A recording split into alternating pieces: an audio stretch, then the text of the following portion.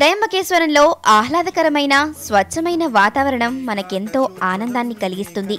మందిరం బయట వాతావరణం ఎంత స్వచ్ఛంగా ఆనందదాయకంగా ఉంటుందో అంతకన్నా ఎక్కువ స్వచ్ఛత పరిశుభ్రతలు గర్భగృహంలో మనకు కనిపిస్తాయి. త్రిసంధ్య క్షేత్రం, త్రికంటక గౌతమీ తటం, త్రయంబకం అనే 3 పేర్లతో పిలుచుకుంటారు. త్రిపురాసురునిచే పీడించబడిన సమస్త దేవతలు ఇక్కడకు వచ్చి నివసించారు. అదే సమయంలో వేల సంఖ్యలో ఋషులు కూడా ఇక్కడకు వచ్చి నివసించారు. త్రయంబకేశ్వర దర్శనంలో అతి ముఖ్యమైనది కుసావర్త తీర్థస్థలం. శ్రీ వోల్కర్ రావ్జీ సాహెబ్ పార్నేకర్ క్రీస్తు శకం 1690-91లో 3 లక్షల రూపాయలు ఖర్చు చేసి ఈ కుసాకర్త తీర్థస్థలాన్ని నిర్మించాడు. సింహస్థ పర్వకాలంలో గోదావరి స్నానం అత్యంత ఫలప్రదం. దీన్ని సమర్థిస్తూ పురాణాల్లో కూడా ఎన్నో ప్రమాణాలు మనకి కనిపిస్తాయి. ఈ పర్వకాలంలోనే ఏర్పడే కొన్ని విశిష్ట గ్రహ నక్షత్ర రాశుల కూటమినే కుంభ మహాపర్వం అంటారు. ఈ శుభ సందర్భంలో సమస్త సాధువులు, సన్యాసులు, మహాత్ములు ఈ కుసావర్త తీర్థస్థలంలో స్నానమాచరిస్తారు. త్రయంబకేశ్వర క్షేత్రంలో సత్యయుగం నుండి ఈ కుంభమేళా జరుగుతూ వస్తోందని పురాణాలు చెబుతున్నాయి. ఇక్కడ స్నానమాచరించి జలాన్ని సూర్యభగవానునికి అర్పిస్తే తక్షణమే ముక్తి లభిస్తుందని ప్రతీతి. కుసావర్త తీర్థస్థలంలో స్నానం చేయడం వల్ల లభించే పుణ్యం ఎంత గొప్పదో శ్రీ నామ్దేవ్ అద్భుతంగా వివరించారు. దీనికి ప్రదక్షిణ చేస్తే లభించే పుణ్యం అపారమైనది. అయితే మనుషుల పాపాలన్నీ నశించిపోయేది మాత్రం కుసావర్తిలోనే. భగవంతునికి కూడా తొలగించడానికి వీలు కాని పాపాలేవైతే ఉన్నాయో వాటన్నిటినీ రూపుమాపగల శక్తి, సామర్థ్యం కేవలం కుసావర్తానికే ఉన్నాయని యోగుల ప్రగాఢ నమ్మకం. కార్తీక మాసంలో 1000 సార్లు, మాఘమాసంలో 100 సార్లు, వైశాఖ మాసంలో 1,000,000 సార్లు గంగా స్నానం చేసిన వారికి ఎంతైతే పుణ్యఫలం లభిస్తుందో అదే ఫలం సింహస్థ కుంభమేళాలో కుసావర్తంలో ఒక్కసారి స్నానమాచరిస్తేనే లభిస్తుంది.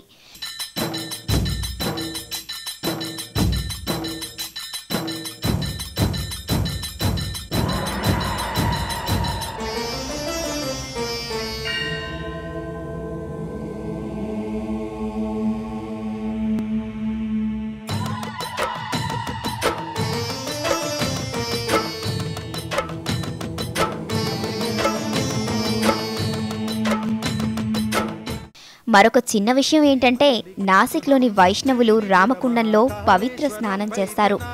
1746వ సంవత్సరంలో సాధువుల మధ్య యుద్ధం చెలరేగింది.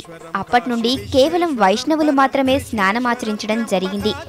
ఆ సమయంలో బాపు సాహెబ్ పేష్వా గారు వారి మధ్య ఒక ఒప్పందం కుదిర్చి ఈ సమస్యను పరిష్కరించారు.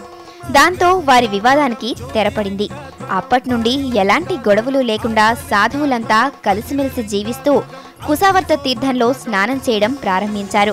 1860 అక్టోబర్ 1 తేదీన కోర్టు ఒక తీర్పునిచ్చింది. విరాగులైన వైష్ణవ సాధువులకి సింహస్థ పర్వ సమయంలో దిగంబర సాధువుల తర్వాత ఉదయకాల సమయాన 6 గంటల నుండి 8 గంటల వరకు స్నానం చేయడానికి అనుమతి ఇచ్చింది. అయినప్పటికీ వైష్ణవులైన సాధువులు, సన్యాసులు కుసావర్త తీర్థ స్నానానికి రాకుండా నాసిక్లోని పంచవటి రామకుండంలోనే స్నానం చేస్తారు. మనం దర్శించుకోవలసిన మరో ప్రదేశం నాద సంప్రదాయ దీక్షా స్థలం. తన తండ్రితో భక్తుల బాధను తీర్చడానికి బ్రహ్మగిరి క్షేత్రానికి వచ్చిన శ్రీసంత్ నివృత్తినాథ్ ఈ త్రయంబకేశ్వర మందిరంలోనే నివసించేవాడు. చైత్రశుద్ధ ఏకాదశి రోజున ఇక్కడ ఊటీ ప్రదర్శన జరుగుతుంది. అలాగే పౌష్యమాసంలో 3 రోజుల పాటు నివృత్తి నదియా ప్రదర్శన జరుగుతుంది. నివృత్తినాథుని దర్శనం మనకు కనుల విందుగా ఉంటుంది.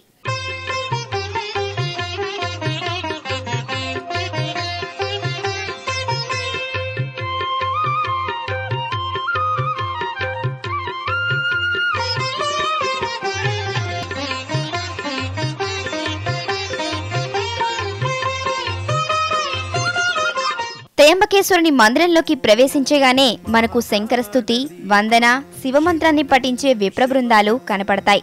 వీరిని చూస్తూ మంత్రాలను శ్రవణం చేసుకుంటూ మనం మందిర అంతర్భాగాన్ని చూడగానే అక్కడ తక్కువ దీపకాంతిలో కనపడే దేవాది దేవుడైన శంకర భగవానుని స్వయంభూస్థానం దర్శనమిస్తుంది. వెంటనే మన శిరస్సులు భక్తి శ్రద్ధలతో కిందకి వాలి శ్రీ త్రయంబకేశ్వరుని ప్రాణవట్టం పైన ఉన్న ఆసనాల్లో బ్రహ్మ, విష్ణు, మహేశ్వరులు మనకు దర్శనమిస్తారు. ఒక పెద్ద కలశం నిండా నీరు పట్టేటంత గొయ్యి శివలింగం కింద ఉంది. ఇందులో అంగుష్ట పరిమాణంలో సాక్షాత్తు బ్రహ్మ విష్ణు మహేశ్వరులు మనకు దర్శనమిస్తారు. అభిషేక ప్రియుడైన త్రయంబకేశ్వర స్వామికి భక్తుల ద్వారా గోదావరి గంగోదకంతో పగలు రాత్రి కూడా అభిషేకం జరుగుతూనే ఉంటుంది.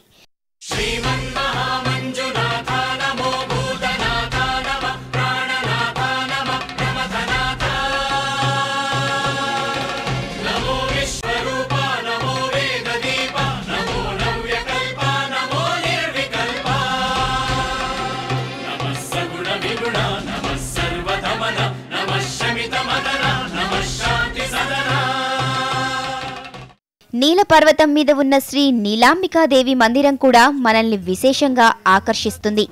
త్రయంబకేశ్వర నగరానికి ఉత్తరం వైపున ఈ నీలపర్వతం ఉంది.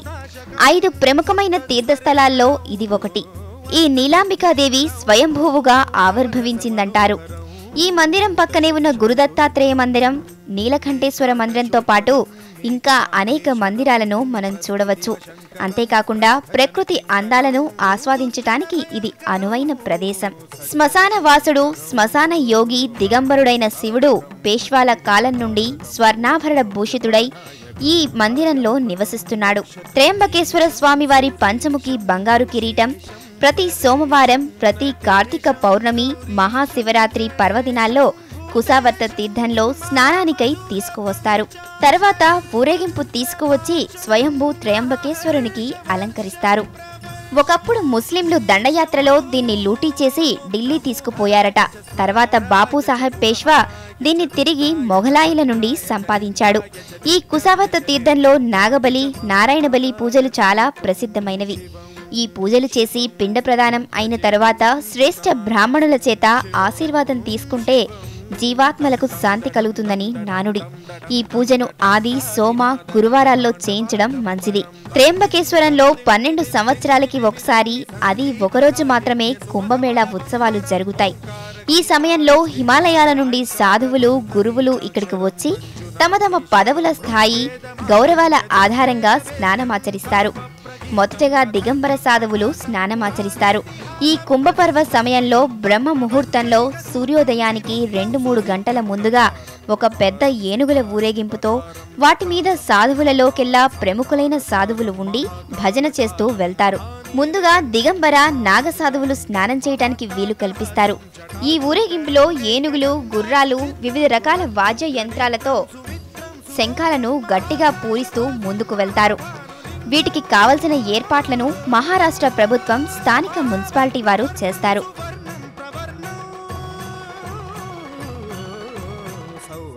సుందరం సౌమనాథేశ్వరం శ్రీశైల మందిరం శ్రీ మల్లికార్జునం ఉజ్జయినిపుర మహాకాళేశ్వరం. శివస్వరూపమైన బ్రహ్మగిరి పర్వతాన్ని కూడా మనం ఇక్కడ చూడవచ్చు. బ్రహ్మగిరి ఎత్తు సముద్ర మట్టం నుండి 4248 అడుగులు. ఇది త్రయంబకేశ్వర నగరం కన్నా 1800 అడుగులు ఎత్తులో ఉంది. సేఠ్ గణేష్ దాస్ గజ్జర్ వీరిద్దరూ పంజాబీ సోదరులు. వీరు 1908వ సంవత్సరంలో 2 లక్షల రూపాయలు ఖర్చు చేసి ఈ పర్వతంపైకి రాకపోకలను సాగించడానికి 500 మెట్లు, ఒక ధర్మశాలను నిర్మించారు. ఇప్పుడున్న బ్రహ్మగిరి పర్వతం యాదవుల కాలంలో ఒక గిరిదుర్గంగా ఉండేది. 1750వ సంవత్సరంలో ఇది నిజాం ఆధీనంలో ఉండేది. తర్వాత షాజహాన్ పాలన కిందకు వచ్చింది. పేష్వా కాలంలో ఈ కోట పరిస్థితి చాలా బాగుండేది. అహల్య, వైతర్ని అనే నదులు ఈ పర్వతం మీదే ఉద్భవించాయి. అంతేకాకుండా మనం ఇక్కడ గంగా ద్వారం, వరాహకుండం, గంగాసాగరం, బిల్వతీర్థం, గౌతమ తీర్థం, ఇంద్రతీర్థం, గాయత్రి మందిరం, బాలాజీ మందిరం, పరశురామ మందిరాలతో పాటు ఇంకా అనేక మందిరాలను దర్శించుకోవచ్చు.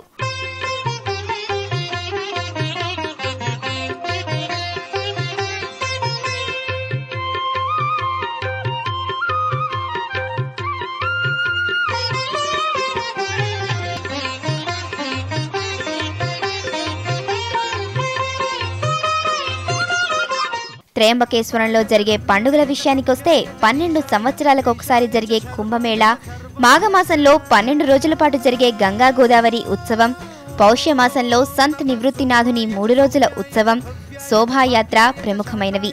త్రయంబకేశ్వరం మహాదేవుని 12 జ్యోతిర్లింగాల్లో ప్రముఖ స్థానమైనందున ఇక్కడ పెద్ద సంఖ్యలో తరలివచ్చే భక్తులతో ఎప్పుడూ కోలాహలంగా ఉంటుంది.